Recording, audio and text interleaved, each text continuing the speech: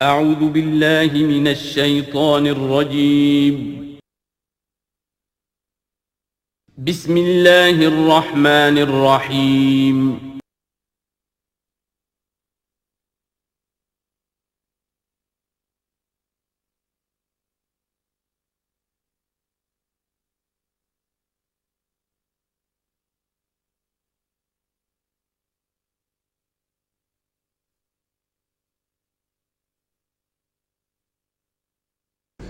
اعوذ باللہ من الشیطان الرجیم بسم اللہ الرحمن الرحیم وما قدر اللہ حق قدرہ اذ قالوا ما انزل اللہ علی بشر من شیء قل من انزل الکتاب الذی جاء به موسیٰ نورا وہدی للناس تجعلونہ قراطیس تبدونها وتخفون کثیرا وعلمتم ما لم تعلموا انتم ولا آباؤکم قل اللہ ثم ذرهم في خوضهم يلعبون وهذا كتاب أنزلناه مبارك مصدق الذي بين يديه ولتنذر القرى ومن حولها والذين يؤمنون بالآخرة يؤمنون به وهم على صلاتهم يحافظون صدق اللہ العظیم۔ اب اس سورہ مبارکہ میں اس رد و قدح کا ذکر ہو رہا ہے کہ جو یہودیوں کے سکھلانے پڑھانے سے مکے کے کچھ لوگ حضور سے کر رہے تھے۔ اب تک جو گفتگو ہوئی ہے وہ خالص ان کی طرف سے تھی اور انہی کے ساتھ سارا مکالمہ تھا اور محاجہ تھا، لیکن جیسا کہ میں عرض کر چکا ہوں یہ صورتیں جو ہیں سورہ انعام اور سورہ اعراف یہ مکی دور کے آخری زمانے کی ہیں، اور ظاہر ہے کہ اس وقت تک چرچا پہنچ چکا تھا مدینہ منورہ میں بھی حضور کی رسالت اور نبوت کے دعوے کا، اور کان کھڑے ہو چکے تھے اہل کتاب کے یہود کے، تو وہیں سے بیٹھے ہوئے انہوں نے ریشہ دوانیاں کرنی شروع کر دی تھی۔ اور جیسے کہ ہم پڑھ چکے ہیں کہ جب زدہ میں کوئی آ جائے تو وہ یہاں تک کہہ بیٹھتے تھے کہ ان مسلمانوں سے تو یہ مشرک بہتر ہیں جو بتوں کو پوجتے ہیں وغیرہ وغیرہ۔ اسی طرح کی ایک بات وہ ہے جو یہاں کہی جا رہی ہے، وما قدر اللہ حق قدرہ، اور انہوں نے ہرگز قدر نہ کی اللہ کی جیسا کہ قدر کرنی چاہیے تھی۔ اس قالو، جبکہ انہوں نے کہا ما انزل اللہ علی بشر من شیء، جبکہ انہوں نے کہا کہ نہیں اتاری ہے اللہ نے کسی بھی انسان پر کوئی بھی چیز، کیٹیگوریکل ڈینائل۔ چونکہ یہ لوگ جو تھے مکے والے یہ کتابوں سے واقف نہیں تھے، تو یہود نے سب سے پہلے جو ان سے کہا وہ یہ ہے کہ یہ سب خیال ہے، وہم ہے، اللہ نے کبھی کوئی چیز اتاری ہی نہیں کسی پر۔ اب چونکہ یہ سوال آیا تھا ان کی طرف سے، لہذا جواب میں مشرکین مکہ سے خطاب نہیں کیا ہے، بلکہ براہ راست جن کی طرف سے یہ بات آئی تھی ان سے خطاب ہے۔ قل من انزل الکتاب الذی جاء بہ موسیٰ، ان سے پوچھئے کہ پھر کس نے اتاری تھی وہ کتاب جو موسیٰ لے کر آئے تھے؟ کیا وہ من گھڑت تھی موسیٰ کی؟ اپنے ہاتھ سے لکھی ہوئی تھی؟ اگر اللہ نے کبھی کچھ نہیں اتارا تو من انزل الکتاب الذی جاء بہ موسیٰ نورا وہدی للناس، کہ جو نور بھی تھی اس کے اندر نور بھی تھا، وہ خود روشن تھی اور لوگوں کے لیے رہنمائی تھی۔ تجعلونہ قراطیسا، تم نے اسے ورق ورق کر دیا ہے، ٹکڑوں میں بانٹ دیا ہے، حصوں میں تقسیم کر دیا ہے۔ تبدونہا وتخفون کثیرا، کچھ کو ظاہر بھی کرتے ہو لیکن اکثر کو چھپا کر رکھتے ہو۔ یہودیوں نے کتاب کو جس طرح چھپایا ہے اور اپنے من مانی فتویٰ فروشی کے لیے تو انہوں نے یہ شکل اختیار کی تھی کہ عام لوگوں کے ہاتھ میں یہ کتاب نہیں آنی چاہیے، بڑی محفوظ رہنی چاہیے وہ، اور یہ کہ عام لوگوں کی دسترس میں نہ ہو۔ وَعُلِّمْتُمْ مَا لَمْ تَعْلَمُوا أَنْتُمْ وَلَا آبَاؤُكُمْ، اور تمہیں سکھائی گئی تھی وہ سب باتیں جو نہ تم جانتے تھے تمہارے آباء و اجداد جانتے تھے۔ قُلِ اللَّهُ، کہیے یہ سب اللہ نے نازل کیا، تورات بھی اللہ نے نازل فرمائی تھی، انجیل بھی اللہ نے نازل فرمائی تھی، اب یہ قرآن بھی اللہ نے نازل فرمایا ہے۔ ثُمَّ ذَرْهُمْ فِي خَوْضِهِمْ يَلْعَبُونَ، پھر یہ بات کہنے کے بعد اے نبی صلی اللہ علیہ وسلم ان کو چھوڑ دیجئے اور ان سے کنارہ کشی کر لیجئے، وہ اپنی باتوں میں خرافات کے اندر کھیلتے رہیں۔ وَهَذَا كِتَابٌ أَنزَلْنَاهُ مُبَارَكٌ، اور اب یہ کتاب ہے جسے ہم نے نازل کیا ہے بڑی بابرکت ہے، مصدق الذی بین یدیہ، جو تصدیق کرتے ہوئے آئی ہے اس کی جو اس کے سامنے موجود ہے۔ وَلِتُنذِرَ القرى ومن حولها، تاکہ اے نبی صلی اللہ علیہ وسلم آپ خبردار کر دیں القرى اور اس کے آس پاس کے لوگوں کو۔ قرا قریے کی جمع ہے، قرا بستیوں کی ماں، بستیوں کی جڑ، بستیوں کی بنیاد۔ ہر ملک کے اندر ایک شہر ایسا ہوتا ہے کہ جو گویا کہ اس کے لیے مرکز کی حیثیت رکھتا ہے، دارالخلافہ کہیں، دارالحکومت کہیں۔ تو اگرچہ عرب میں کوئی حکومت نہیں تھی مرکزی حکومت، لیکن یہ کہ عرب میں، جزیرہ نما عرب میں مکہ مکرمہ کو ام القریٰ کی حیثیت حاصل تھی۔ یہی ایک شہر ایسا تھا کہ جہاں ایک تو یہ کہ کعبہ تھا، تمام قبیلے جو ہیں وہ یہاں حج کے لیے آتے تھے، ان کا مذہبی مرکز تھا۔ پھر یہ کہ جو قریش کو خاص طور پر ایسٹ ویسٹ ٹریڈ کے اندر جو خاص مونوپلی حاصل ہو گئی تھی، اور وہ بھی اسی کعبے کی برکت کی وجہ سے، اس کی وجہ سے پیسے کی ریل پیل بھی تھی، قافلے آتے تھے جاتے تھے، یہیں سے ہو کر جو یمن سے قافلے چلتے تھے مکے سے ہو کر شام کو جاتے تھے، شام سے آتے تھے مکے سے ہو کر پھر یمن کو جاتے تھے۔ یہ ام القریٰ ہے۔ تو اے نبی، ہم نے آپ کے پاس اب یہ کتاب نازل کی ہے جو مبارک ہے، تاکہ آپ ام القریٰ میں جو رہنے والے انہیں خبردار کریں، اور من حولہا، اور جو ان کے ارد گرد ہیں۔ اب یہ من حولہا کا معاملہ یہ ہے کہ اس کا تو دائرہ بڑھتا چلا جائے گا، اس لیے کہ ایک ماحول امیجیٹ ہے، ایک ذرا اور فاصلے پر ہے، ایک اور فاصلے پر ہے۔ اور ویسے یہ ہے کہ دنیا کا نقشہ اگر ہم دیکھیں کہ جو بھی پرانے بر اعظم تین تھے، ایشیا، یورپ اور افریقہ، باقی یہ کہ امریکہ بھی بہت دیر کے بعد جا کر جو دریافت ہوا ہے، آسٹریلیا اور انٹارکٹیکا جو ہیں، تو یہ اصل میں ناف معلوم ہوتی ہے ان تین بر اعظموں کی۔ تینوں بر اعظم جہاں پر جڑ رہے ہوتے ہیں، تقریباً یہ علاقہ ہے جسے ہم مڈل ایسٹ کہتے ہیں۔ یہ مڈل ایسٹ تو اس کے لیے مس نومر ہے، صحیح لفظ نہیں ہے، لیکن یہ ضرور ہے کہ یہ نقطہ اتصال ہے جہاں یورپ مل رہا ہے، ایشیا مل رہا ہے، افریقہ مل رہا ہے، اور اس جنکشن پر یہ جزیرہ نما عرب واقع ہے۔ لہذا یہ اس اعتبار سے پوری دنیا کے لیے بھی ایک مرکز کی حیثیت رکھتا ہے۔ تو من حولہا میں پھیلتے چلے جائیں گے تو پورا قرۂ ارضی بھی آ جائے گا۔ والذین یؤمنون بالآخرۃ یؤمنون بہ، اور وہ لوگ جو آخرت پر ایمان رکھتے ہیں، یعنی یہ کہ ان لوگوں میں سے بھی، مشرکین میں سے بھی، ایک تو وہ جو سرے سے منکر ہیں بعث بعد الموت کے، لیکن جن کے ذہن میں کچھ بھی تصور ہے کہ نہیں ہے، اب یہ اٹھنا ہے، جواب دہی ہے، تو پھر یہ ہے کہ وہ اس پر ایمان لے آئیں گے۔ وَهُمْ عَلَىٰ صَلَاتِهِمْ يُحَافِظُونَ، اور وہ اپنی نمازوں کی حفاظت کرنے والے ہیں۔ اس میں اشارہ ہو رہا ہے کہ لوگ ایمان لے آئے ہیں، آخر مکے ہی میں سے تھے نا تمام صحابہ کرام مہاجرین۔ وَمَنْ أَظْلَمُ مِمَّنِ افْتَرَىٰ عَلَى اللَّهِ كَذِبًا، اس سے بڑھ کر ظالم کون ہوگا جس نے اللہ پر کوئی بات گھڑ کر منسوب کر دی، نمبر ایک۔ اور نمبر دو، أَوْ قَالَ أُوحِيَ إِلَيَّ وَلَمْ يُوحَىٰ إِلَيْهِ شَيْءٌ، اسی طرح اس شخص سے بڑھ کر ظالم کون ہوگا جو یہ کہے کہ مجھ پر وحی کی گئی ہے جبکہ اس پر کوئی وحی نہ کی گئی ہو۔ یعنی یہ دونوں باتیں برابر کے گناہ ہیں شناعت کے اعتبار سے، اللہ کی طرف کوئی شے منسوب کر دینا یا یہ کہنا کہ مجھ پر کوئی شے وحی کی گئی ہے، یہ دونوں باتیں برابر کی ہیں۔ تو ذرا سوچو کہ جو محمد صلی اللہ علیہ وسلم تمہارے سامنے موجود ہیں، کیا ان کی سیرت و کردار کی کوئی مناسبت ہے؟ ان کی زندگی کے اندر کوئی اور پہلو تم دیکھتے ہو ایسا کہ جو اتنے بڑے بڑے گناہوں کے ارتکاب کی بھی ان سے توقع رکھتے ہو؟ وَمَنْ قَالَ سَأُنزِلُ مِثْلَ مَا أَنزَلَ اللَّهُ، ایک اور تیسری بات ہے جو یہ کہے کہ میں بھی اتار سکتا ہوں جیسا کہ اللہ نے اتارا ہے، حالانکہ اس کا جیسا کہ قرآن مجید میں بار بار چیلنج آیا ہے، لیکن یہ کہ اس کا مقابلہ کسی نے نہیں کیا، پھر بھی یہ کہ زبان میں یہ الفاظ کہہ دینے کی حد تک کسی نے بکواس کر دی ہوگی۔ وَلَوْ تَرَىٰ إِذِ الظَّالِمُونَ فِي غَمَرَاتِ الْمَوْتِ، اور کاش کہ تم دیکھ سکتے جبکہ یہ ظالم موت کی سختیوں میں ہوں گے، نزع کے عالم میں ہوں گے، وَالْمَلَائِكَةُ بَاسِطُو أَيْدِيهِمْ، اور فرشتے اپنے ہاتھ آگے بڑھا رہے ہوں گے، اخرجوا انفسکم، نکالو اپنی جانیں، اليوم تجزون عذاب الہون بما کنتم تقولون علی اللہ غیر الحق، آج تمہیں نہایت اہانت آمیز سزا دی جائے گی، عذاب دیا جائے گا بسبب اس کے جو تم کہتے رہے تھے اللہ کی طرف منسوب کر کے ناحق باتیں، وَكُنْتُمْ عَنْ آيَاتِهِ تَسْتَكْبِرُونَ، اور تم اللہ تعالیٰ کی آیات سے استکبار کر کے اعراض کرتے رہے تھے۔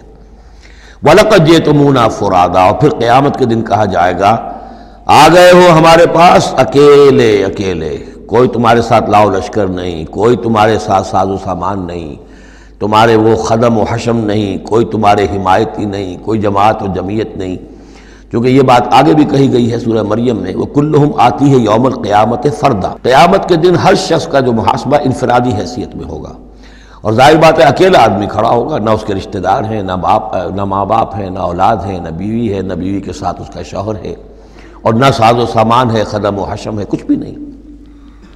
لقد جئتمونا فرادا کما خلقناکم اول مرہ، جیسے کہ ہم نے تمہیں پیدا کیا تھا پہلی مرتبہ۔ اب یہ نوٹ کیجئے، خلقناکم اول مرہ، اس کا مطلب ہے تخلیق دو مرتبہ ہوئی ہے۔ ایک تخلیق عالم ارواح میں ہوئی تھی، اس وقت بھی سب اکیلے اکیلے کھڑے تھے، نہ کوئی کسی کا باپ تھا، نہ کوئی کسی کی ماں تھی، ارواح کے مابین کوئی رشتہ داری نہیں تھی۔ یہ رشتہ داریاں تو پھر عالم خلق میں ہوئی ہیں آ کر، کہ ایک باپ اور ماں کا معاملہ ہے، پھر اولاد کا معاملہ ہے، پھر دادا اور پوتے کا معاملہ ہے۔ یہ ارواح کے مابین کوئی اس طرح کی رشتہ داری نہیں تھی۔ تو جیسے کہ ہم نے تمہیں پیدا کیا تھا پہلی مرتبہ، کہ تمام انسان وہاں موجود تھے، فرق صرف یہ ہے کہ قیامت کے دن جب ہم کھڑے ہوں گے تو ہمیں ایک جسم بھی اور دیا جائے گا، لیکن جس وقت ہم تھے اللہ تعالیٰ کے پاس اس وقت عالم ارواح میں، اور جب ہم سے عہد لیا گیا تھا الست بربکم قالوا بلا، تو مجرد ارواح تھی، اس وقت کوئی جسم نہیں تھا۔ لیکن یہ کہ وہ جو اس کے اندر مشابہت ہے کہ جیسے اس وقت بھی حضرت آدم سے لے کر ان کی نسل کے آخری انسان تک جو دنیا میں ہوگا قیامت تک، وہ سب کے سب ان کی ارواح موجود تھیں، اسی طریقے سے قیامت کے دن بھی یہ سب کے سب کھڑے ہوں گے۔ وَتَرَكْتُمْ مَا خَوَّلْنَاكُمْ، اور تم چھوڑ آئے ہو اپنے پیچھے جن چیزوں میں کہ ہم نے تمہیں لپیٹ دیا تھا۔ یہ اصل میں کیا ہے؟ میری ایک انا ہے، میری ایک روح ہے، وہ میرے جسم میں لپٹی ہوئی ہے۔ پہلا غلاف تو یہ جسم ہے، پھر اس غلاف کے اوپر کپڑوں کا غلاف ہے، کپڑوں کے اوپر پھر مکان کا غلاف ہے۔ ہم غلاف در غلاف جو ہے، ہماری جو اصل حقیقت ہے، وہ جو اصل نفس الامری ہے ہماری روح، وہ در حقیقت ان غلافوں میں لپٹی ہوئی ہے۔ تو جو بھی غلاف ہم نے تم پر چڑھا دیے تھے وہ سب چھوڑ آئے ہو، وراء ظہورکم، اپنے پیچھے۔ وما نرى معكم شفعاءكم الذين زعمتم انهم فيكم شركاء، اور ہم دیکھ نہیں رہے تمہارے ساتھ کہ تمہارے وہ سفارشی نہیں آئے جن کے بارے میں تمہیں گھمنڈ ہو گیا تھا کہ وہ تمہارے معاملے میں شریک ہیں، سفارش کریں گے، تمہیں بچا لیں گے، چھڑا لیں گے ہمارے محاسبے سے، ہماری پکڑ سے۔ لقد تقطع بینکم، اب تمہارے مابین سارے رشتے ٹوٹ چکے۔ یعنی چاہے انہوں نے حضرت مسیح کو سمجھا ہو شفاعت کرنے والا، تو مسیح بھی اعلان برات کریں گے کہ میرا تم سے کوئی تعلق نہیں ہے، میں کوئی تمہاری شفاعت نہیں کر سکتا۔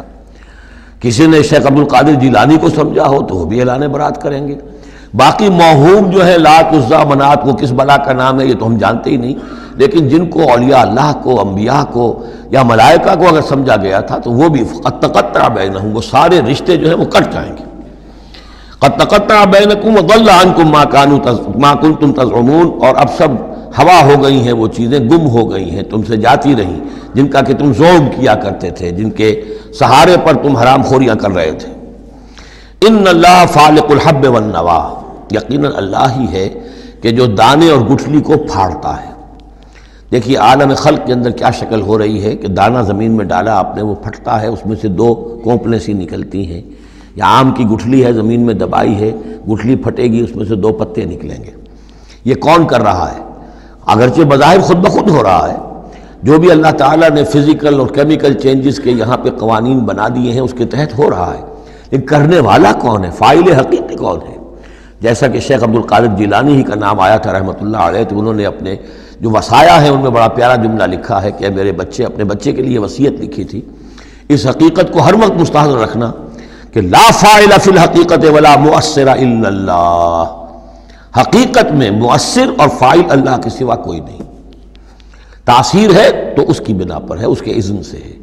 کوئی فعل کا ارادہ تم کر سکتے ہو، لیکن فعل کا بالفعل انجام پذیر ہونا یہ تمہارے اختیار میں نہیں ہے، یہ تو اللہ کے حکم سے ہوگا۔ ان اللہ فالق الحب والنوا، یقیناً اللہ ہی ہے پھاڑنے والا دانے اور گٹھلی کا۔ یخرج الحی من المیت ومخرج المیت من الحی، وہ نکالتا ہے مردہ زندہ کو مردہ میں سے، اور وہ نکالنے والا ہے مردہ کو زندہ میں سے۔ مخرج المیت من الحی ذالکم اللہ فانا تؤفکون، وہ ہے اللہ، لیکن تم کدھر بچلے جا رہے ہو، کدھر تم الٹے جا رہے ہو، اس اللہ کو پہچانو۔ فالق الاصباح، اب یہ فلق دوسرا بھی ہے، وہ ہے صبح کا پھاڑنے والا، رات کی سیاہی کا پردہ چاک کر کے سپیدہ سحر کو نمودار کرنے والا۔ یہ بھی خود بخود ہو رہا ہے، زمین کی گردش ہے، جو بھی ہے اس کے تحت ہو رہا ہے، لیکن یہ بھی یہ نہ سمجھیں کہ یہ بھی اللہ تعالیٰ کے تصرف کے بغیر اور اس کی تدبیر کے بغیر ہے، بلکہ یہی ہوگا فالق الاصباح، صبح کی روشنی کا پھاڑنے والا۔ وجعل اللیل سکنا والشمس والقمر حسبانا، اب دیکھیے یہ ہے وہ آلاء اللہ جن کے حوالے سے اللہ کی عظمت، اللہ کی صفات، اللہ کی قدرت، ان سب چیزوں کو نمایاں کیا جا رہا ہے۔ التذکیر بآلاء اللہ۔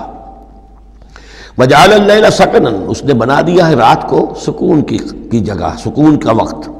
والشمس والقمر حسبانا، اور سورج اور چاند کو اس نے بنا دیا حساب کے لیے، وہ حساب کا ایک نظام ہے جس کے تحت چل رہے ہیں، اسی سے دن وجود میں آ رہے ہیں، رات وجود میں آ رہی ہے، اسی سے مہینے وجود میں آ رہے ہیں۔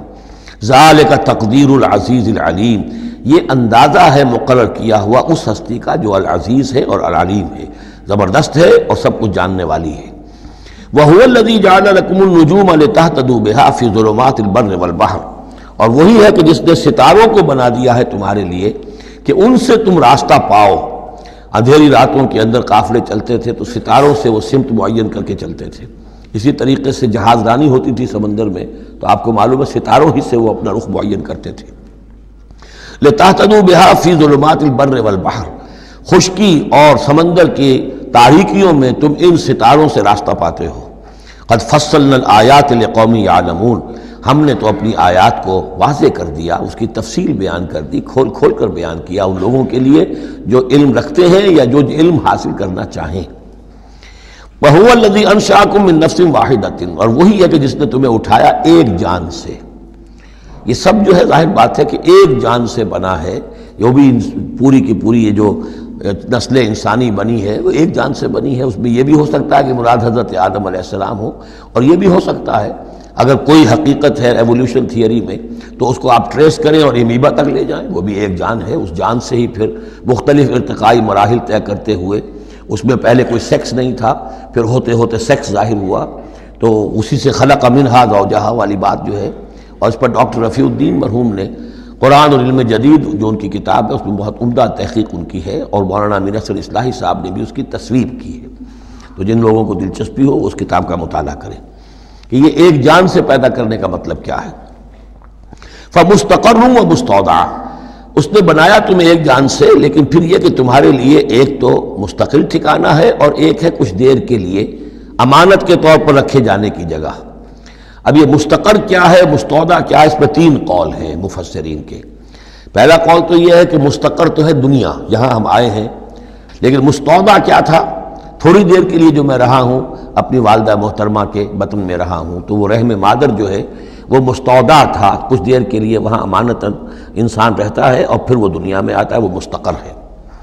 دوسری رائے یہ ہے کہ مستقر تو آخرت ہے اور قبر ہے مستودع، قبر میں رکھا جاتا ہے انسان کو، اور یہ گویا کہ عالم برزخ جو ہے یہ عارضی ودیعت کرنے کی جگہ ہے، عارضی طور پر امانتاً رکھنے کی جگہ ہے، پھر جانا ہے۔ مستقر جو ہے وہ آخرت ہے۔ تیسری رائے یہ ہے کہ مستقر آخرت ہے اور مستودع دنیا ہے، دنیا میں جو وقت ہم گزار رہے ہیں یہ آخرت کے مقابلے میں بہت ہی عارضی ہے، اس حوالے سے اسے بھی کہا جا سکتا ہے کہ یہ بہت ہی عارضی سی امانت کی جگہ ہے۔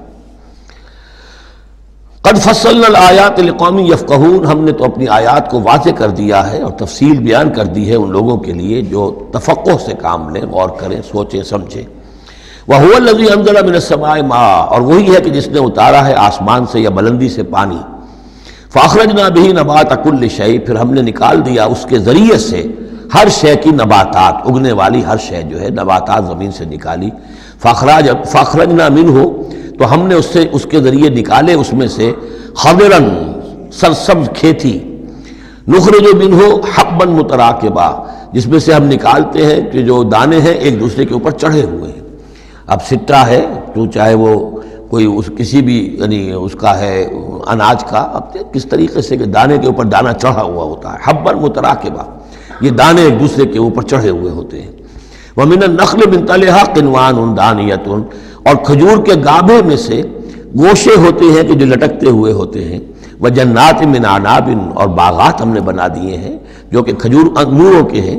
وَالزَّيْتُونَ، اور زیتون، وَالرُّمَّانَ، اور انار، مُشْتَبِهًا وغیر متشابہ، ایسے بھی جو ایک دوسرے سے ملتے جلتے ہیں رنگ میں، روپ میں، شکل میں، اور ایسے بھی ہیں کہ جن میں کچھ فرق ہے۔ انظروا إِلَىٰ ثَمَرِهِ إِذَا أَثْمَرَ، ذرا غور سے دیکھا کرو اس کے ثمر کو جب کہ وہ پکتا ہے، کیسا تدریجاً اس کے اندر، ابھی بڑا کچا پھل ہے، پھر اس کے اندر وہ پکنے کا عمل کس طرح تدریجاً ہو رہا ہے۔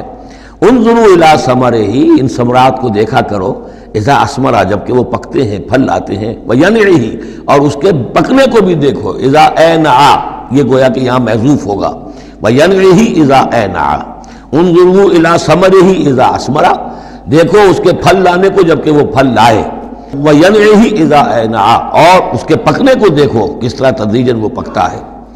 ان فی ذالکم لآیات لقوم یؤمنون، یقیناً اس میں ہیں نشانیاں ان لوگوں کے لیے جو ایمان لانا چاہیں یا جو ایمان رکھتے ہوں۔ جن کے پاس تھوڑا ایمان ہے ان آیات پر غور کریں گے، ایمان بڑھ جائے گا، ایمان میں اضافہ ہوگا، زادتہم ایمانا، اور جن کے دلوں میں طلب ہدایت ہے انہیں انہی نشانیوں سے ایمان کی دولت نصیب ہو جائے گی۔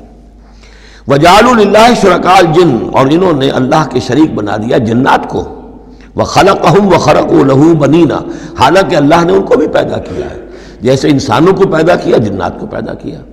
فرق صرف یہ ہے کہ جنات کو آگ سے پیدا کیا، اور جنات جو ہیں اپنی طبعی طور پر اس کائنات میں بہت دور تک ان کی رسائی ہے۔ ہم جہاں بڑے بڑے راکٹ جو ہیں بلینز اور بلینز آف ڈالرز کے لیے ایک بناتے ہیں، اور پھر اس کی ایک جو ہم گاڑی بنائی ہے اور وہ جاتی ہے اور دوڑتی ہے اور آتی ہے، شٹل ہے، اور اس پر کتنا پیسہ خرچ ہوتا ہے، یہ تمام جو ہے جنات کے لیے یہ سارا علاقہ ان کی آمد و رفت کے لیے وہ اپنی طبعی صلاحیت کے بنا پر جاتے آتے رہتے ہیں، جس میں کہ ہمیں جانے کے لیے یہ ساری کچھ ایجادات جو ہیں وہ کرنی پڑی ہیں۔ لیکن یہ کہ بہرحال وہ بھی ہیں تو مخلوق، جیسے کہ فرشتے ان سے بھی آگے کی شے لیکن ہیں وہ بھی مخلوق، فرشتے بھی مخلوق ہیں، جنات بھی مخلوق ہیں، انسان بھی مخلوق ہیں۔ وجعلوا للہ شرکاء الجن، انہوں نے شریک بنا لیا جنات کو اللہ کے ساتھ، وخلقہم اس نے ان کو پیدا کیا ہے، وخرقوا لہ بنین وبنات، اور اس کے لیے انہوں نے گھر لیے ہیں بیٹے اور بیٹیاں۔ حضرت عیسیٰ کو بیٹا بنا دیا گیا، حضرت عزیر کو بیٹا بنا دیا گیا، اور اللہ تعالیٰ کی فرشتوں کو کہہ دیا گیا وہ بیٹیاں ہیں، بغیر علم، بغیر اس کے کہ کوئی علمی سند ہو، کوئی بنیاد ہو، کوئی دلیل ہو۔ سبحانہ و تعالی عما یصفون، وہ پاک ہے اور بہت بلند و بالا ہے ان تمام چیزوں سے جو یہ بیان کر رہے ہیں۔ بدیع السماوات والارض، یہ لفظ آ چکا ہے سورہ بقرہ میں، کریشن ایکس نہیلو، عدم محض سے وجود میں لانے والا، وہ ہے کہ جو آسمانوں اور زمین کو وجود میں لایا ہے عدم محض سے۔ انا یکون لہ ولد، اس کے اولاد کیسے ہو سکتی ہے، ولم تکن لہ صاحبہ، جبکہ اس کی کوئی بیوی نہیں، کوئی جورو نہیں، تو اولاد کیسے ہو جائے گی۔ وخلق کل شیء، اور اس نے تو ہر شے کو پیدا کیا ہے، ایک خالق ہے باقی سب مخلوق ہیں، وہو بکل شیء علیم، اور وہ ہر چیز کا علم رکھتا ہے، اس کی مخلوقات میں سے کوئی شے اس کی نگاہوں سے ایک لمحے کے لیے بھی اوجھل نہیں ہے۔ ذالکم اللہ ربکم، وہ ہے اللہ تمہارا رب۔ اصل میں یہ انداز سمجھ لیجئے کہ چونکہ جو یہ مشرکین مکہ اور عرب تھے وہ اللہ کو مانتے تو تھے، اصل میں اس کی صفات کمال، اس کی قدرت، اس کی عظمت، اس کے بارے میں ان کا ذہن کچھ جو ہے محدود ہو گیا تھا، ورنہ اللہ کے منکر تو وہ نہیں تھے۔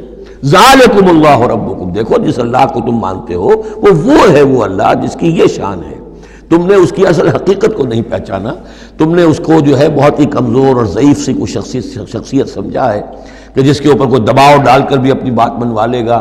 تم نے سمجھا ہے جیسے کہ تمہاری کوئی بچی آ جائے اور تم سے کچھ چیز مانگے، اگر تم دے سکتے ہو تو ضرور دے دیتے ہو، ایسے ہی اس کی بچیاں بھی ہیں، یہ فرشتے جو ہیں جس کی سفارش کریں گی وہ جو ہے سب کو بخش دیے جائیں گے۔ یہ تم نے اپنے اوپر جو ہے قیاس کر لیا ہے اللہ تعالیٰ کو، اس کی قدرت، اس کی عظمت، اس کا وراء الورا ہونا، اس کا بکل شیء علیم ہونا، اس کا علی کل شیء قدیر ہونا، اس کا ہر جگہ پر موجود ہونا، اس کا تم تصور نہیں کر پا رہے۔ ذالکم اللہ ربکم، وہ ہے اللہ تمہارا رب جس کو ہم اس طرح بیان کر رہے ہیں۔ لا الہ الا ہوا، اس کے سوا کوئی معبود نہیں ہے، خالق کل شیء، وہ ہر شے کا بنانے والا، پیدا کرنے والا ہے، فاعبدوہ، بس اسی کی بندگی اور پرستش کرو، وہو علی کل شیء وکیل، اور وہ ہر شے کا کارساز وہی ہے، کوئی تمہارے لیے کارساز نہیں۔ لا تتخذوا من دونی وکیلا، میرے سوا کسی اور کو اپنا کارساز نہ سمجھنا۔ لا تدرکہ الابصار وہو یدرک الابصار وہو اللطیف الخبیر، اسے نگاہیں نہیں پا سکتی، کیوں؟ هو اللطیف، وہ اتنا لطیف ہے، اتنا لطیف ہے، اتنا لطیف ہے کہ تمہاری نگاہیں اسے نہیں پا سکتی، نہیں دیکھ سکتی۔ لا تدرکہ الابصار وہو یدرک الابصار، وہ تمہاری نگاہوں کو پا لیتا ہے، جو اس لیے کہ وہ خبیر ہے، وہ باخبر ہے۔ تو لطیف اور خبیر کے جو دو یہاں اسماء آئے ہیں وہ در حقیقت اس نوعیت سے کہ وہ تو اتنی لطیف ہستی ہے چنانچہ شب معراج میں بھی آیا حضور نے اللہ کو دیکھا یا نہیں دیکھا، اس میں کچھ اختلاف ہے۔ حضرت علی کی رائے یہ ہے کہ دیکھا، حضور نے اللہ کو دیکھا، لیکن حضرت عمر اور حضرت عائشہ رضی اللہ تعالی عنہ ان کی رائے یہ ہے کہ نہیں، اور حضرت عائشہ کا قول یہ ہے نور انا یرا، تو نور ہے، اسے دیکھا کیسے جائے گا؟ تو وہ اتنی لطیف ہستی ہے کہ اس کا دیکھنا ہماری نگاہوں سے ہم نہیں دیکھ سکتے، دل کی آنکھ سے دیکھ سکتے ہیں، دل کی آنکھ سے محمد رسول اللہ دنیا میں بیٹھ کر بھی دیکھ سکتے تھے، لیکن ان آنکھوں سے دیکھنا ممکن نہیں ہے۔ جیسے کہ حضرت موسیٰ نے جب استدعا کی تھی رب ارنی انظر الیک، تو صاف کہہ دیا کہ تھا لن ترانی، تم مجھے نہیں دیکھ سکتے۔ لا تدرکہ الابصار، اسے نگاہیں نہیں پا سکتی، ادراک نہیں کر سکتی اس کا تمہاری نگاہیں، وہو یدرک الابصار، وہ تمہاری نگاہوں کو پا لیتا ہے، وہ دیکھ رہا ہے تمہیں، ہر چیز تمہاری جو ہے وہ اس کے سامنے آیا ہے۔ وہو اللطیف الخبیر۔ قد جاءکم بصائر من ربکم، دیکھو تمہارے پاس آ چکی ہیں بصیرت افروز باتیں تمہارے رب کی طرف سے۔ فمن ابصر فلنفسہ، تو جو کوئی دیکھے گا، آنکھیں کھولے گا، حقائق کا مواجہہ کرے گا، حقیقت کو تسلیم کرے گا، تو وہ اپنے بھلے کے لیے، فلنفسہ ہی۔ ومن عمی فعلیہا، اور جو کوئی اندھا بن جائے گا، آنکھیں بند کر لے گا، حقیقت کو نہیں دیکھنا چاہے گا کسی تعصب کی وجہ سے، ہردرمی کی وجہ سے، ضد کی وجہ سے، تو اس کا سارا وبال اس پر آئے گا۔ وما انا علیکم بحفیظ، اور بہرحال میں تمہارا کوئی نگران نہیں ہوں، میں تمہارے اوپر کوئی ٹھیکیدار نہیں ہوں، میں تمہاری طرف سے جواب دہ نہیں ہوں۔ وَكَذَلِكَ نُصَرِّفُ الْآيَاتِ، اور اسی طرح ہم اپنی آیات کو گردش میں لاتے ہیں۔ وَلِيَقُولُوا دَرَسْتَ، تاکہ یہ پکار اٹھے کہ اے نبی صلی اللہ علیہ وسلم آپ نے سمجھانے کا حق ادا کر دیا۔ درستہ اصل میں عربی زبان میں آتا درس یدرسو، لکھنا مٹانا، لکھنا مٹانا۔ جیسے بچے شروع میں جب کوئی تعلیم حاصل کرتے ہیں تو تختی ہے، تختی لکھی پھر دھو دی، پھر لکھی پھر دھو دی۔ اب تو خیر تختی وقتی شاید آج لوگوں کے ذہنوں سے نکل گئی ہوں گی باتیں، آج کا بچہ کیا سمجھے گا تختی کس بلا کا نام ہے؟ یا سلیٹ ہوتی تھی، اب اس میں کچھ کیا پھر دھو دیا، پھر کچھ لکھا پھر صاف کر دیا۔ تو یہ ہے کہ کسی کو پڑھانے کے لیے تدریجاً بار بار درستہ، اے نبی آپ نے خوب بار بار ہر طرح سے، ہر اعتبار سے، ایک پھول کا مضمون ہے تو 100 رنگ سے باندھوں، آپ نے بات سمجھا دی۔ وَلِنُبَيِّنَهُ لِقَوْمٍ يَعْلَمُونَ، تاکہ واضح کر دیں ہم اس کو ہر طرح سے ان لوگوں کے لیے جو علم حاصل کرنا چاہیں یا جو علم رکھتے ہیں۔ اتَّبِعْ مَا أُوحِیَ إِلَیْکَ مِن رَبِّکَ، اب دیکھیے یہاں پر میں نے آپ سے کہا تھا کہ بار بار حضور سے خطاب آئے گا، لیکن یہ خطاب صرف حضور سے نہیں ہوتا، یہ حضور کی وساطت سے امت کے لیے بھی، اہل ایمان کے لیے بھی۔ لیکن مکی صورتوں میں آپ کو 2/3 قرآن میں براہ راست خطاب مسلمانوں سے بہت کم ملے گا، شاذ۔ یہ خطاب جو ہے چونکہ جب امت کی شکل بنی ہے مسلمانوں کی، وہ تحویل قبلہ کی بات بنی، اب امت ہے۔ کذالک جعلناکم امۃ وسطا لتکونوا شہداء علی الناس ویکون الرسول علیکم شہیدا۔ پھر خطاب، پھر تو ایک سورہ حجرات جو ہے 18 آیتیں 5 دفعہ یا ایھا الذین آمنوا یا ایھا الذین آمنوا یا ایھا الذین آمنوا یا ایھا الذین آمنوا، لیکن یہ کہ آپ کو اتنی لمبی لمبی صورتوں میں یا ایھا الذین آمنوا ملے گا ہی نہیں۔ اہل ایمان سے بھی جو کہا جا رہا ہے وہ حضور سے واحد کے صیغے میں، اتبع ما اوحی الیک من ربک، پیروی کرو اس کی جو وحی کیا جا رہا ہے آپ کی طرف، آپ کے رب کی طرف سے۔ اور یہ صرف حضور کو نہیں، سب کے لیے۔ لا الہ الا ہوا، اس کے سوا کوئی معبود نہیں۔ وَأَعْرِضْ عَنِ الْمُشْرِكِينَ، اور ان مشرکوں سے ذرا کنارہ کشی کیجئے، ذرا اپنا چہرہ ان کی طرف سے آپ پھیر لیجئے، زیادہ ان کے حال پر توجہ نہ دیجئے۔ وَلَوْ شَاءَ اللَّهُ مَا أَشْرَكُوا، اگر اللہ چاہتا تو یہ شرک نہ کرتے، اگر اللہ کو جبر ہی اختیار کرنا ہوتا اپنا اور بالجبر ان کو ایمان پر لانا ہوتا تو سب کو ایمان پر لے آتا۔ وَمَا جَعَلْنَاكَ عَلَيْهِمْ حَفِيظًا، اور دیکھیے اے نبی ہم نے آپ کو ان پر داروغہ، نگران، ذمہ دار، ٹھیکیدار نہیں بنایا ہے۔ آپ کا کام ہے حق کو واضح کر دینا۔ انذر بہی، ذکر بہی، بشر بہی، اس قرآن کے ذریعے بشارت دیتے رہیے، قرآن کے ذریعے خبردار کرتے رہیے، قرآن کے ذریعے تذکیر کرتے رہیے، آپ کا کام یہ ہے۔ فذکر انما انت مذکر لست علیہم بمسیطر، یاد دہانی کرائیے اس لیے کہ آپ یاد دہانی کرانے والے ہیں، آپ ان کے اوپر داروغہ نہیں ہیں۔ وما انت علیہم بوکیل ولا تسبوا الذین یدعون من دون اللہ فیسبوا اللہ عدوا بغیر علم۔ اب یہاں مسلمانوں سے خطاب ہے، لیکن دیکھیے یا ایھا الذین آمنوا نہیں ہے، یہ خاص ہے قرآن کے اسلوب کو سمجھنے کے لیے۔ اور مت گالیاں دو ان کو، برا بھلا کہو ان کو جن کو یہ پکارتے ہیں اللہ کے سوا، یعنی کوئی جوشیلا نوجوان مسلمانوں میں سے اور وہ گالیاں دینی شروع کر دے لات اور عزا اور منات کو، کیا ہے یہ، کچھ نہیں ہے، ان کی کوئی حیثیت نہیں ہے، تو یہ ساری چیزیں ٹھیک نہیں ہیں۔ ان کے وہ محترم انہوں نے جو بھی گھڑے ہوئے ہیں ان کے ذہنوں میں ان کی عظمت ہے، ان کی عقیدت ہے، خام خواہ وہ جوش میں آ کے غصے میں آ کے اب اللہ کو گالیاں دینے لگیں گے۔ تو اس سے یہ کہ خام خواہ اس طرح کا اشتعال آمیز انداز اختیار نہ کرو۔ وَلَا تَسُبُّوا الَّذِينَ يَدْعُونَ مِن دُونِ اللَّهِ، مت گالیاں دو یا برا بھلا کہو انہیں جنہیں یہ پکارتے ہیں اللہ کے سوا، فَيَسُبُّوا اللَّهَ عَدْوًا بِغَيْرِ علم، تو اللہ کو گالیاں دینے لگ جائیں گے زیادتی کے اندر آ کر، زدم زدہ میں آ کر، بغیر علم کے۔ كَذَلِكَ زَيَّنَّا لِكُلِّ أُمَّةٍ عَمَلَهُمْ، اسی طرح ہم نے ہر قوم کے لیے اس کے عمل کو مزین کر دیا ہے، وہ اسی میں خوش ہے، مگن ہے۔ ہمارے آباء و اجداد کی مورتیاں ہیں، یہ دیویاں ہیں، دیوتا ہیں، اس میں مگن ہیں، ان کے احساسات ہیں، ان کے جذبات ہیں۔ سمجھاؤ ضرور، انذار کرو، تبشیر کرو، تذکیر کرو، تبلیغ کرو، نصیحت کرو، سب کچھ کرو، لیکن یہ ہے کہ ان کے ساتھ گالم گلوچ نہیں اور ان کے معبودوں کو برا بھلا کہنا نہیں۔ ثم الی ربہم مرجعہم، پھر ان کے رب ہی کی طرف ان سب کو لوٹنا ہے، فینبئہم بما کانوا یعملون، وہ ان کو جتلا دے گا جو کچھ کہ وہ کرتے رہے تھے۔ واقسموا باللہ جہد ایمانہم، اور وہ قسمیں کھا کھا کر کہتے ہیں، اب یہ وہی آ گیا جو عمود ہے اس سورہ مبارکہ کا، کچھ عرصے سے اس کچھ رکوعوں سے اس کا تذکرہ نہیں آیا تھا، اب پھر بڑے شد و بد کے ساتھ وہی بات، دکھاؤ ہمیں معجزہ، دکھاؤ ہم ایمان لے آئیں گے۔ کیوں نہیں دکھاتے معجزہ؟ نبوت کا دعویٰ ہے، رسالت کا دعویٰ ہے، عام دعویٰ تو نہیں کر رہے ہو تم، کیوں نہیں کوئی معجزہ دکھاتے؟ جب خود کہتے ہو کہ موسیٰ نے دکھائے، عیسیٰ نے دکھائے، فلاں نے دکھائے، قوم سمود کو دکھا دیا گیا معجزہ، تو آخر کیا قیامت آ گئی؟ ہمیں کیوں نہیں معجزہ دکھاتے؟ وَأَقْسَمُوا بِاللَّهِ جَهْدَ أَيْمَانِهِمْ، اور اپنے عوام پر اثر ڈالنے کے لیے قسمیں، خدا کی قسم ہے محمد ہم ایمان لے آئیں گے، آپ دکھائیے تو صحیح ایک دفعہ معجزہ۔ کیا بگڑتا تھا ان کا قسمیں کھانے میں؟ اقسموا باللہ جہد ایمانہم، وہ اللہ کی قسمیں کھا رہے ہیں اپنی پوری قوت کے ساتھ، شد و مت کے ساتھ۔ لئن جاءتہم آیۃ لیؤمنن بہا، اگر آیت آ جائے، نشانی آ جائے، معجزہ دکھا دیا جائے، وہ لازماً ایمان لے آئیں گے۔ قل انما الآیات عند اللہ، کہہ دیجئے نشانیاں تو سب اللہ کے اختیار میں، میرے اختیار میں نہیں، اللہ کا فیصلہ وہ نہیں دکھانا چاہتا۔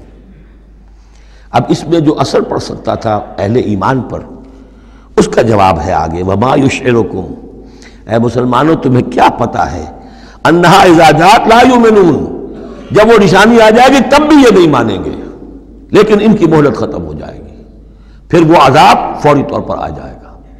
ابھی در حقیقت اس میں خیر ہے، اس میں بھلائی ہے، اسی میں ان کے لیے اپنے اوپر سختی جھیل لو، اپنے اوپر جو بھی اس وقت تنگی آ گئی ہے، ضیق ہے، اس کو برداشت کرو، لیکن یہ کہ یہ چیز ان کے قوم کے حق میں، لوگوں کے حق میں مفید نہیں ہوگی۔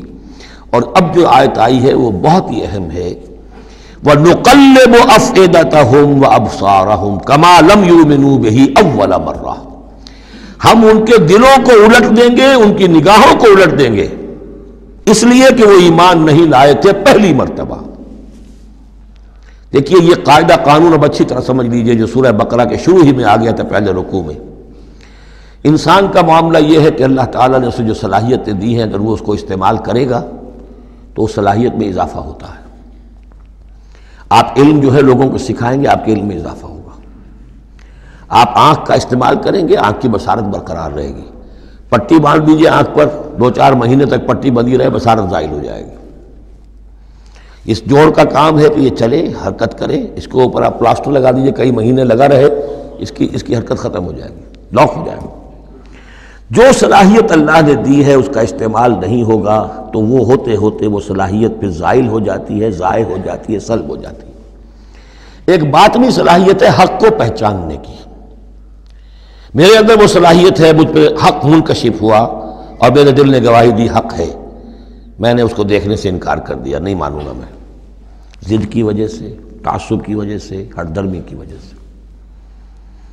اب اس کے بعد دوبارہ پھر کہیں وہ حق کی ایک چنگاری سی روشن ہوئی، اب اس کا اثر آپ پر کم ہوگا، اس کے اثرات جو ہیں وہ کم ہوں گے، ہوتے ہوتے وہ شکل ہو جائے گی کہ اب سرے سے وہ حق کے پہچاننے کی صلاحیت ہی ختم ہو جائے گی۔ اس کو کہا ہے ختم اللہ علی قلوبہم وعلی سمعہم وعلی ابصارہم غشاوہ، اللہ نے مہر کر دی ہے ان کے دلوں پر اور ان کی سماعت پر اور ان کی آنکھوں کے آگے پردے ڈال دیے، اس لیے کہ اب مہر ہو گئی، جس کو انگریزی میں ہم کہتے ہیں پوائنٹ آف نو ریٹرن، اب اس انتہا کو پہنچ چکے ہو تم کہ یہاں سے واپسی کا کوئی امکان نہیں۔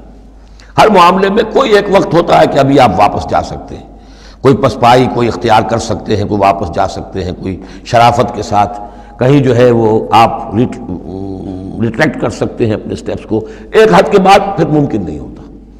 اسی کو یہاں کہا ہے کہ چونکہ جب پہلی مرتبہ حق ان پر منکشف ہو گیا، اللہ نے حجت قائم کر دی، حق منکشف ہو گیا، پہچان لیا ان کے دل نے، ان کی روح نے کہ بصیرت باطنی نے کہ یہ حق ہے، تو فوراً مان لیتے تو خیریت تھی۔ چونکہ انہوں نے نہیں مانا تو اب تو ہم ان کے دلوں کو الٹ دیں گے، 100 معجزے بھی دیکھ لیں گے تو یہ ایمان نہیں لائیں گے۔ وَنُقَلِّبُ أَفْئِدَتَهُمْ وَأَبْصَارَهُمْ، ہم الٹ دیں گے ان کے دلوں کو بھی، ان کی نگاہوں کو بھی، كَمَا لَمْ يُؤْمِنُوا بِهِ أَوَّلَ مَرَّةٍ، جیسے کہ وہ ایمان نہیں لائے تھے پہلی مرتبہ۔ وَنَذَرُهُمْ فِي طُغْيَانِهِمْ يَعْمَهُونَ، ان کو چھوڑ دیں گے اپنی سرکشی کے اندر بڑھتے چلے جائیں۔ یہی وہ لفظ آ گیا جو شروع میں سورہ بقرہ کے آ چکا ہے، باطنی اندھاپا جو ہے، ایک ہے عین میم یہ آنکھوں کا اندھا ہو جانا، ایک ہے عین میم ہے دل کا اندھا ہو جانا۔ ہم چھوڑ دیں گے یہ باطنی جو ان کی ذہنی، نفسیاتی اور اخلاقی جو ان کی گمراہیاں ہیں اور جو اندھیارے ہیں ان میں بھٹکتے ہوئے چھوڑ دیں گے۔ وَلَوْ أَنَّنَا نَزَّلْنَا إِلَيْهِمُ الْمَلَائِكَةَ، اب پھر خطاب ہو رہا ہے، اگر ہم ان کے اوپر فرشتے اتار دیتے، یعنی ان کو جو یہ کہہ رہے ہیں کہ فرشتہ آیا، فرشتوں کی فوجیں اتار سکتے ہیں، دکھا سکتے ہیں کہ فرشتہ آسمان سے اتر رہا ہے۔ وَكَلَّمَهُمُ الْمَوْتَى، اور خواہ ان سے موت مردہ جو ہے قبروں سے نکل کر بات کرتے ہیں۔ وَحَشَرْنَا عَلَيْهِمْ كُلَّ شَيْءٍ قُبُلًا، اور ہر چیز ہم لا کر ان کے سامنے رو کر دیتے، جمع کر دیتے۔ مَا كَانُوا لِيُؤْمِنُوا إِلَّا أَن يَشَاءَ اللَّهُ، تب بھی یہ نہیں ہے ایمان لانے والے الا یہ کہ اللہ چاہے۔ تو اللہ چاہے اور کسی کے اندر اس کی اگر طلب ہے تو اللہ تعالیٰ ان معجزوں کے بغیر بھی لوگوں کی آنکھیں کھول رہا ہے۔ جو ایمان لائے ہیں وہ معجزے دیکھ کر تو نہیں لائے، وہ طالب حق تھے، انہیں حق جو ہے مل گیا۔ وَلَٰكِنَّ أَكْثَرَهُمْ يَجْهَلُونَ، لیکن ان کی اکثریت جو ہے وہ جاہلوں پر مشتمل ہے، اور جاہل سے مراد جذباتی لوگ جو عقل سے کام نہیں لیتے بلکہ اپنے جذبات کے اندر کے اعلی کار بن جاتے ہیں۔ اگلی آیت جو ہے یہ بھی بہت اہم ہے، ایک فلسفہ دین کے اعتبار سے، بلکہ فلسفہ تحریک، دعوت و تحریک کے اعتبار سے بہت اہم ہے۔ وَكَذَلِكَ جَعَلْنَا لِكُلِّ نَبِيٍّ عَدُوًّا شَيَاطِينَ الْإِنسِ وَالْجِنِّ، اور اسی طرح ہم نے ہر نبی کے دشمن بنا دیے انسانوں اور جنوں میں سے شیطان، ہم نے بنا دیے۔ سوچئے، غور کیجئے، نبی کے لیے تو مدد چاہیے تھی، کیوں شیطان اٹھا دیا اللہ نے ان کے خلاف؟ اس کا فلسفہ بیان ہو رہا ہے۔ اگر کشاکش حق و باطل نہ ہو تو تمیز کیسے ہوگی کون واقعی حق پرست ہے اور کون ایسا ہی، کون واقعی محبت کرتا ہے اللہ سے اور کون دودھ پینے والا مجنوں ہے، وہ نام کا ہی صرف محبت کر رہا اور ایمان کیسے پتہ چلتا؟ یہ تو آزمائش کے لیے ہے دنیا بنائی گئی ہے۔ اگر شر کا وجود ہی نہ ہو، خیر ہی خیر ہو، تو آزمائش کہاں ہوگی؟ لہذا تو ہم کرتے ہیں خود۔ تندی باد مخالف سے نہ گھبرا ہے عقاب، یہ تو چلتی ہے تجھے اونچا اڑانے کے لیے۔ یہ تو تمہارے لیے چیلنج ہے، اہل ایمان کے لیے چیلنج ہے۔ ان کے مرتبے اونچے ہوتے ہیں، جو جتنا سفر کر رہا ہے، جو جتنی استقامت دکھا رہا ہے، جو جتنا ایثار کر رہا ہے، اتنے ہی تو اس کے رتبے بلند ہوں گے، ورنہ کیسے حفظ مراتب ہوگا؟ کیسے معلوم گا ہوز ہو کس کا کیا مقام ہے؟ وَكَذَلِكَ جَعَلْنَا لِكُلِّ نَبِيٍّ، ہم نے خود اٹھائے، ہم نے بنائے ہر نبی کے لیے دشمن شیاطین الانس والجن، شیاطین جن و انس، یوحی بعضهم الی بعض زخرف القول غرورا، وہ ایک دوسرے کو اشاروں کنایوں میں وحی سے وہ ایسی باتیں، ملمہ کی ہوئی باتیں، فریب والی باتیں جو ہے وہ کرتے رہتے ہیں، ایک دوسرے کو گمراہ اور کرنے کے لیے، ایک دوسرے کے لیے اور سپورٹ کرنے کے لیے۔ وہ جو جن ہے شیطان، وہ آ کر اس انسان شیطان کے کان میں پھونک مارتا ہے، ابھی ذرا تم اور صبر کرو، ابھی اور دیکھو کہیں تم پھسل نہ جانا، دیکھنا کہیں تم حق کو قبول نہ کر لینا۔ تو یہ ان کا آپس میں جو ہے گٹھ جوڑ، اس لیے کہ ہم نے خود ان کو یہ چھوٹ دی ہے۔ وَكَذَلِكَ جَعَلْنَا لِكُلِّ نَبِيٍّ عَدُوًّا شَيَاطِينَ الْإِنسِ وَالْجِنِّ يُوحِي بَعْضُهُمْ إِلَىٰ بَعْضٍ زُخْرُفَ الْقَوْلِ غُرُورًا وَلَوْ شَاءَ رَبُّكَ مَا فَعَلُوهُ، اور اگر آپ کا رب چاہتا تو وہ یہ نہ کر سکتے۔ ظاہر بات ہے کہ کائنات میں کوئی پتا بھی اللہ کے اذن کے بغیر ہل نہیں سکتا۔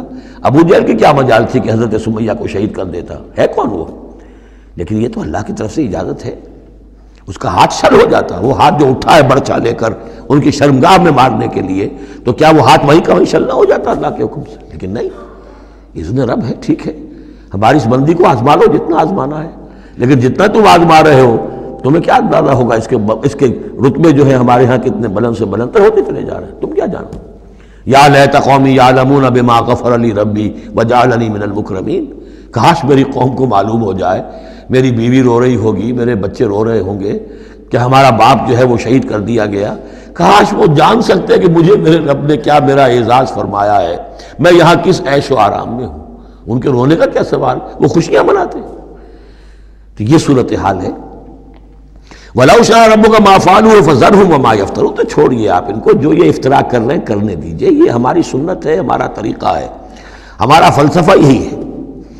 وَلِتَصْغَىٰ إِلَيْهِ أَفْئِدَةُ الَّذِينَ لَا يُؤْمِنُونَ بِالْآخِرَةِ وَلِيَرْضَوْهُ وَلِيَقْتَرِفُوا مَا هُمْ مُقْتَرِفُونَ، تاکہ مائل ہو جائیں ان کی طرف ان لوگوں کے دل جو آخرت پر ایمان نہیں رکھتے۔ یہاں دیکھیے اصل میں کیا بات ہے کہ جیسے الیکٹروسس ہوتا ہے، پانی کو الیکٹرولسس جب ہوتا ہے، ایک پازیٹیو ایک نیگیٹو، اب وہ جو آئنز ہیں وہ ادھر ادھر ہو جائیں گے، تو اللہ تعالیٰ نے حق و باطل کی کشاکش رکھی ہے۔ اس کشاکش کا نتیجہ کیا ہے؟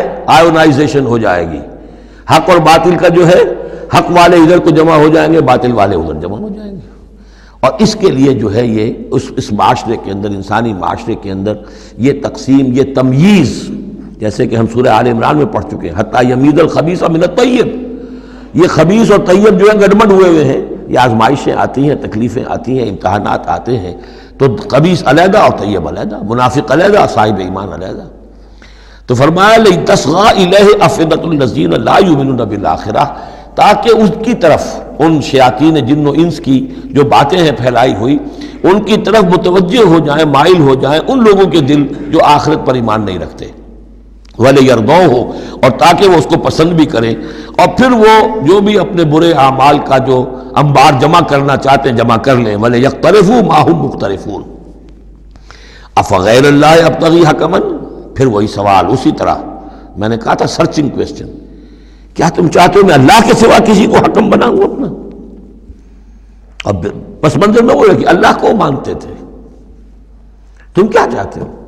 جسے تم مانتے ہو میں نے تو اس کو اپنا رب بنایا ہے، بس باقی جو تم نے گھر لیے ہیں اس کے لیے کوئی سند ہو تو پیش کر دو، تو میں کسی اور کو ماننے کو تیار نہیں۔ ایک جگہ آیا ہے قُلْ إِنْ كَانَ لِلرَّحْمَٰنِ وَلَدٌ فَأَنَا أَوَّلُ الْعَابِدِينَ، اگر اللہ کا کوئی بیٹا ہوتا سب سے پہلے میں پوجتا اس کو، جب میں اللہ کو پوجتا ہوں، اس کی پرستش کرتا ہوں، تو اللہ کے بیٹا ہوتا تو میں کیوں نہ پوجتا اس کو؟ نہیں اللہ کا بیٹا۔ یہ ہے در حقیقت قرآن مجید کا انداز سمجھانے کا، بڑا فطری، اس میں منطق کم اور جذبات سے اپیل ہے، درون بینی انٹراسپیکشن کی طرف دعوت ہے۔ اپنے دل میں جھانکو، ذرا غور کرو، اپنے گریبان میں منہ ڈالو، سوچو، غور کرو، تمہیں خود یہ حقیقتیں جو ہے نظر آ جائیں گی۔ افغیر اللہ ابتغی حکما، تو کیا میں اللہ کے سوا کسی اور کو اپنا منصف اور حکم بنا لوں؟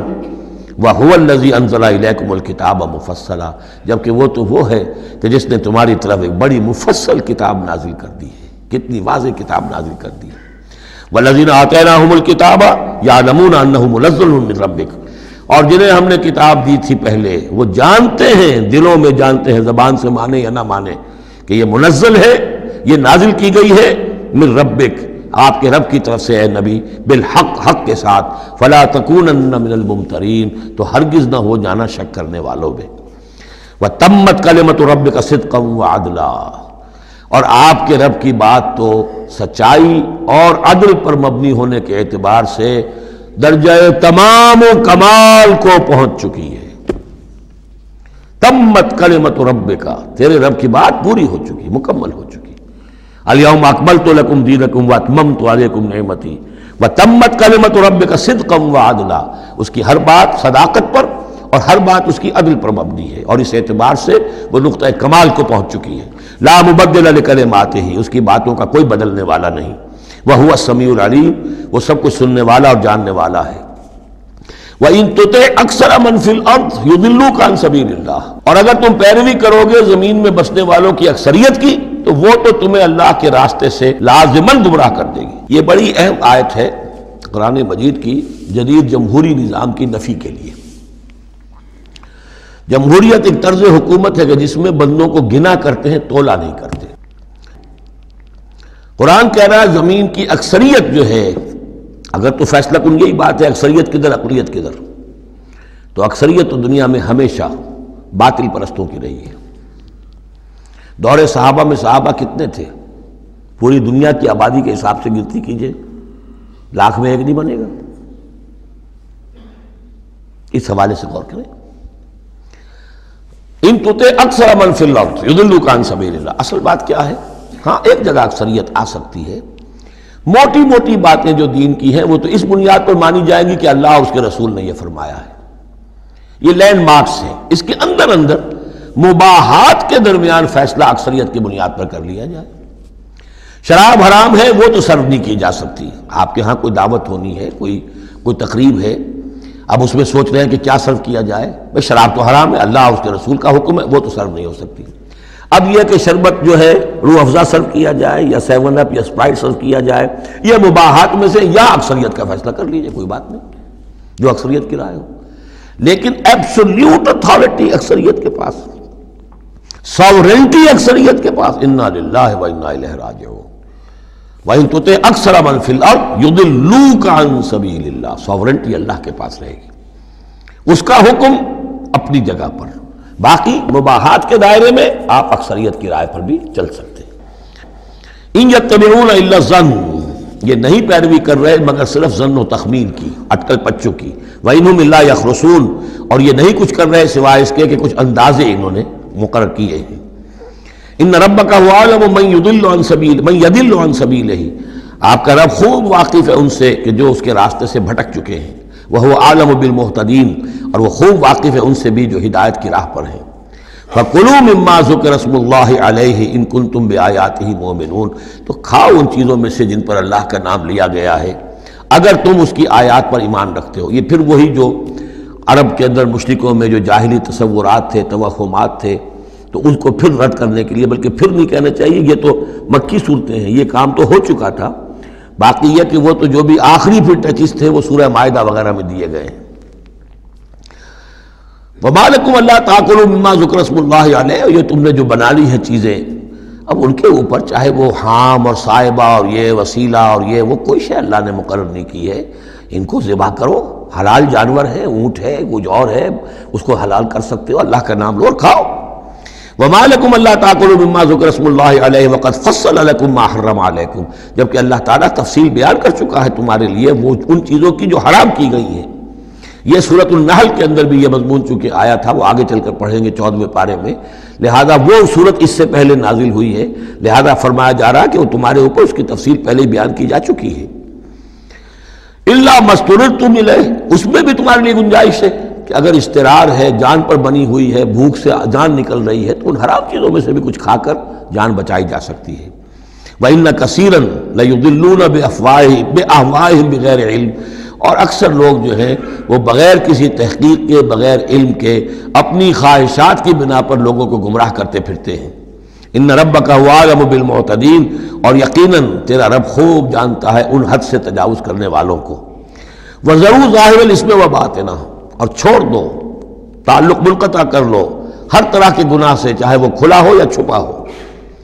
ان الذین یکسبون الاسم، یقیناً جو لوگ گناہ کماتے ہیں، سیجزون بما کانوا یقترفون، تو انہیں یقیناً بدلہ ملے گا اس کا جو وہ جمع کر رہے ہیں، جو کھتے بھر رہے ہیں برائیوں کے اور برے اعمال کے، ان کا پورا بدلہ ملے گا۔ ولا تاکلوا مما لم یذکر اسم اللہ علیہ، اور مت کھاؤ اس میں سے جس پر اللہ کا نام نہ لیا گیا ہو۔ یہ اصل میں ایک خاص چیز ہے جو آگے آئے گی آیت نمبر 138 میں، کہ ان کے اسی قسم کے توہمات میں سے بعض جانوروں پر وہ کہتے تھے اللہ کا نام لینا ہی نہیں ہے، اس کا خاص طور پر تذکرہ ہے، یہ عام نہیں ہے یہ آیت۔ ولا تاکلوا مما لم یذکر اسم اللہ علیہ، مت کھاؤ اس میں سے کہ جس پر اللہ کا نام نہیں لیا جاتا۔ وَإِنَّهُ لَفِسْقٌ، یقیناً وہ جو ہے وہ تو گناہ ہے اس کا کھانا۔ وَإِنَّ الشَّيَاطِينَ لَيُوحُونَ إِلَىٰ أَوْلِيَائِهِمْ لِيُجَادِلُوكُمْ، اور یہ شیاطین جو ہیں یہ اپنے دوستوں اور اپنے ساتھیوں کو وحی کرتے رہتے ہیں، پٹی پڑھاتے رہتے ہیں، وسوسہ اندازی کرتے رہتے ہیں تاکہ وہ تم سے جھگڑا کریں۔ وَإِنْ أَطَعْتُمُوهُمْ إِنَّكُمْ لَمُشْرِكُونَ، اگر تم ان کا کہنا مانو گے تو تم بھی مشرک ہو جاؤ گے۔ اب ایک بڑی پیاری بات وہ کہتے تھے، آپ کو بھی اچھی لگے گی، دیکھو جو اللہ نے مارا ہے خود مر گیا، وہ تو تم نے حرام کر دیا، جو خود مارتے ہو وہ حلال ہو گیا۔ بات اچھی لگے گی نا؟ جیسے انما البیع مثل الربا، بیع بھی تو ربا کی طرح ہے، اس میں بھی نفع ہوتا ہے، اس میں بھی نفع ہوتا ہے۔ تو یہ جو اشکالات ہوتے ہیں بظاہر جو ہیں بڑے دل نشین، تو اسی طریقے سے یہ کہ اللہ کا مارا ہوا ہے، یہ اللہ نے مارا، یہ مر گیا اپنی موت، اس اللہ نے مارا، یہ تو حرام ہے، اور تم جسے مارو جسے ذبح کرو وہ حلال ہے۔ اب یہ بات جو ہے، لیکن یہ کہ تم یہ مجادلہ کریں گے تم سے، یہ ذلیل بازی کریں گے، یہ تمہارے سامنے جو ہے اس طرح کی حرکتیں کریں گے، لیکن تم چھوڑو انہیں، دفع کرو۔ اب امن کا تھا میتن فاحیینہ ہو، تو بنا جو کوئی تھا مردہ اور ہم نے اسے زندہ کر دیا۔ اس سے مراد ہے حیات معنوی اور موت معنوی۔ ایک شخص جو اللہ سے واقف نہیں ہے، صرف دنیا کا بندہ بنا ہوا ہے، تو وہ در حقیقت ایک انسانیت اس کی مردہ ہے، وہ حیوان کی حیثیت سے جو زندہ ہے، بحیثیت انسان وہ مردہ ہے۔ پھر اللہ نے اسے ہدایت دی، اس کو ایمان کی اب وہ زندہ ہوا۔ اب امن کانا میتن فاحییناہ وجعلنا لہ نورا، اور پھر ہم اس کو نور بنا دے دیتے ہیں۔ اب وہ اللہ کی کتاب اس کے سامنے ہے، یمشی بہ فی الناس، اب اس کو لے کر وہ چل رہا ہے لوگوں کے مابین۔ کمن مثلہ فی الظلمات، کیا وہ شخص ان کی طرح ہو جائے گا کہ جو اندھیروں میں بھٹک رہا ہو، لیس بخارج منہا، اور اس سے وہ نکلنے والا ہے ہی نہیں۔ کذالک زین للکافرین ما کانوا یعملون، اس طرح مزین کر دیا گیا، کھبا دیا گیا ان کافروں کے لیے جو کچھ کہ یہ کر رہے ہیں، یعنی اس میں ہی مگن ہے وہ۔ لیکن ایک وہ شخص تھا جس کو پہلے ہوش نہیں تھا، توجہ نہیں تھی، حضرت عمر ہے رضی اللہ تعالیٰ عنہ، 6 سال لگ گئے، حضرت حمزہ ہے 6 سال لگ گئے، 6 سال میں ایمان لا رہے ہیں۔ لیکن پھر یہ ہے کہ اللہ نے ہدایت دے دی، اس کے بعد یہ ہے کہ وہ نور قرآن مجید بھی موجود ہے، اب چل رہے ہیں، آگے بڑھ رہے ہیں، سر فروشیاں کر رہے ہیں۔ اب ایک وہ جو بھٹکتے ہی رہے ساری عمر اور اسی اندھیاروں کے اندر ہی جانے دے گئے۔ وَكَذَلِكَ جَعَلْنَا فِي كُلِّ قَرْيَةٍ أَكَابِرَ مُجْرِمِيهَا، اسی طرح ہم نے ہر بستی میں بڑے بڑے مجرم کھڑے کیے، لِيَمْكُرُوا فِيهَا، تاکہ وہ اس میں خوب چالیں چلیں۔ وہی بات، شیاطین الانس والجن کو ہم نے اٹھایا، اسی طرح ہر بستی کے اندر جو سردار اور بڑے وہاں کے چودھری ہوتے ہیں، ہم ان کو چھوٹ دیتے ہیں کہ وہ کھڑے ہوں اور روکیں لوگوں کو، اور لوگوں کو ستائیں، اور لوگوں سے امتحان لیں، لوگوں کو آزمائش میں ڈالیں، چالیں چلیں، تاکہ جو صاحب جوہر ہیں ان کے جوہر کھلیں، ان کے اور نکھریں، ان کے اندر کی صلاحیتیں جو ہے وہ اور اجاگر ہوں۔ اکابر مجرمیہا لیمکروا فیہا، تاکہ خوب چالیں چلیں۔ وما یمکرون الا بانفسہم، حالانکہ وہ نہیں مکر کر رہے مگر اپنی جانوں پر، سارا وبال تو اپنے اوپر لے لیں گے بالآخر۔ بظاہر جو کچھ کر رہے ہیں وہ، لیکن یہ کہ اس کا جب نتیجہ ان کے سامنے آئے گا، جو سمیہ اور یاسر کے ساتھ کیا ہے ابو جہل نے رضی اللہ تعالیٰ عنہما، جب وہ حقیقت سامنے آئے گی تب آنکھ کھلے گی۔ جب آنکھ کھلی گل کی تو موسم تھا خزاں کا۔ الا بانفسہم وما یشعرون، لیکن انہیں اس کا شعور نہیں ہے۔ وَإِذَا جَاءَتْهُمْ آیَةٌ قَالُوا لَن نُؤْمِنَ حَتَّىٰ نُؤْتَىٰ مِثْلَ مَا أُوتِیَ رُسُلُ اللَّهِ، اور جب ان کے پاس کوئی نشانی آتی ہے، نشانی سے مراد قرآن کی آیت، قرآن کی دلیل، تشبیہ، تصریف آیات نئے انداز میں، فرمایا جب بھی ان کے پاس آیت آتی قالوا لن نؤمن، وہ کہتے ہیں ہم ہرگز ایمان نہیں لائیں گے، حتیٰ نؤتیٰ مثل ما اوتی رسول اللہ، جب تک کہ ہمیں بھی وہی چیز نہ دی جائے جو اللہ کے دوسرے رسولوں کو دی گئی تھی، ویسے ہی حصی معجزے۔ اللہ عالم حیث یجعل رسالتہ، اللہ تعالیٰ زیادہ واقف ہے اس سے کہ وہ اپنی رسالت کے لیے کیا جگہ، کیا محل، کیا مقام معین کرے۔ اللہ تعالیٰ نے اس وقت ان کے لیے یہی رکھا، وہ بھی اللہ کی حکمت کے تحت تھا، اور اب جب کہ نوع انسانی شعور کے اعتبار سے بلوغ کی عمر کو پہنچ چکی ہے، بچہ چھوٹا ہوتا ہے کھیلنے کے لیے کھلونے دیے جاتے ہیں، لیکن ذرا بڑا ہو جائے تو اسے کھلونے نہیں دیے جاتے، اب اسے حکمت سکھائی جاتی ہے، عقل سکھائی جاتی ہے، شعور سکھایا جاتا ہے، تمیز سکھائی جاتی ہے۔ تو وہ نوع انسانی کا دور طفولیت تھا، اس میں ابھی ان کا فہم، ان کی عقل، ان کے شعور، ابھی ان کی جو ہے بلوغت کو نہیں پہنچی تھی یہ شعور کی چیزیں، لہذا ان کے لیے وہ کھلونے بھی تھے، حصی معجزات بھی تھے۔ اب انسان بحیثیت مجموعی نوع انسانی جو ہے عقلی بلوغ کو اور شعور کے بلوغ کو پہنچ چکی ہے، لہذا اب وہ چیزیں نہیں دکھائی جائیں گی۔ اللہ عالم حیث یجعل رسالتہ سیصیب الذین اجرموا صغار عند اللہ، ان قریب پہنچے گی ان مجرموں کو، ان گناہ گاروں کو بہت ہی ذلت اللہ کے ہاں، وعذاب شدید بما کانوا یمکرون، اور سخت سزا اور عذاب ان کی انتاری چال بازیوں کے طفیل کے جو وہ کر رہے ہیں۔ فمن یرید اللہ ان یہدیہ یشرح صدرہ للاسلام، تو اللہ تعالیٰ جس کے لیے بھی چاہتا ہے کہ اس کو ہدایت کے دروازے اس کے لیے کھول دے، اس کے سینے کو اسلام کے لیے کھول دیتا ہے۔ یہ ایک بڑی معنوی حقیقت ہے، اس پہ غور کیجئے گا۔ شرح صدر، الم نشرح لک صدرک، یہ جو حضور کے لیے خاص طور پر شرح صدر جو ہے اللہ تعالیٰ نے ایک بہت بڑے احسان کے طور پر بیان فرمایا، الم نشرح لک صدرک، اس شرح صدر کی ہر مسلمان کو دعا کرنی چاہیے۔ اللہم ربنا نور قلوبنا بالایمان واشرح صدورنا للاسلام، اے اللہ ہمارے دلوں کو تو نور ایمان سے منور فرما دے اور ہمارے سینوں کو اسلام کے لیے کھول دے۔ اس کے معنی کیا ہے؟ اللہ ہمارے اندر وہ باطنی بصیرت پیدا کر دے کہ اسلام کی ہر چیز ہمیں ٹھیک نظر آئے، ہاں یہی تو ٹھیک ہے، یہی تو ہونا چاہیے، منطقی ہے، معقول ہے، کہیں چیز اپرائے گی نہیں۔ انسان کی فطرت جو ہے اتنی مطابقت محسوس کرے گا انسان کہ دیکھنا تقریر کی لذت کہ جو اس نے کہا میں نے یہ جانا کہ گویا یہی میرے دل میں تھا، اس لیے کہ اس کا اپنا سینہ جو ہے اللہ تعالیٰ نے اسلام کے لیے کھول دیا ہے۔ تو یہ شرح صدر جو ہے اللہ تعالیٰ کی طرف سے بہت بڑی نعمت ہوتی ہے۔ فَمَن يُرِدِ اللَّهُ أَن يَهْدِيَهُ، اللہ جس کو ہدایت دینا چاہتا ہے یشرح صدرہ للاسلام، اس کے سینے کو اسلام کے لیے کھول دیتا ہے۔ وَمَن يُرِدْ أَن يُضِلَّهُ، اور جس کے بارے میں وہ طے کر دے کہ اس کو تو اب گمراہی ہی پر رکھنا ہے، یجعل صدرہ ضیقا، اس کے سینے کو تنگ کر دیتا ہے، حرجن، بہت ہی تنگ اندر سے، کانما یصعد فی السماء، ایسے محسوس کرتا ہے جیسے اسے آسمان پر چڑھنا پڑ رہا ہے، جیسے اونچائی پر چڑھتے ہوئے سانس پھول جاتا ہے، آدمی کو معلوم ہوتا ہے کہ میرا شاید دل دھڑک دھڑک کر باہر ہی نکل آئے گا۔ یہ ہے کہ ان کو حق کا قبول کرنا اتنا مشکل ہو جاتا ہے۔ جس شخص کا کے لیے اللہ تعالیٰ کی طرف سے شرح صدر ہے وہ حق کو قبول کرتا ہے، تکلیف بھی آتی ہے تو بڑی آسانی سے جھیل جاتا ہے، اور ایک وہ ہے کہ ذرا سا امتحان آ گیا تو معلوم ہوا کہ بس قیامت ٹوٹ پڑی، اور اب تو ایک قدم اور اٹھانا جو ہے، اور جس کو ہم کہتے ہیں قدم من بھر کے، پاؤں جو ہے من بھر کے ہو گئے، بوجھل ہو گیا انسان، وہ بات نہیں۔ فرمایا کذالک یجعل اللہ الرجس علی الذین لا یؤمنون، اور اسی طریقے سے اللہ تعالیٰ عذاب یا گندگی ڈال دیتا ہے ان پر جو ایمان نہیں لاتے۔ وَهَذَا صِرَاطُ رَبِّكَ مُسْتَقِيمًا، اور یہ ہے تیرے رب کا سیدھا سیدھا راستہ۔ قَدْ فَصَّلْنَا الْآيَاتِ لِقَوْمٍ يَذَّكَّرُونَ، ہم نے اپنی آیات خوب تفصیل سے بیان کر دی ہیں ان لوگوں کے لیے جو تذکر اخذ کرنا چاہیں، نصیحت حاصل کرنا چاہیں، ہدایت حاصل کرنا چاہیں۔ لَهُمْ دَارُ السَّلَامِ عِندَ رَبِّهِمْ، ان کے لیے سلامتی والا گھر ہے ان کے رب کے پاس، جنت کے لیے یہ دوسرا لفظ ہے دار السلام۔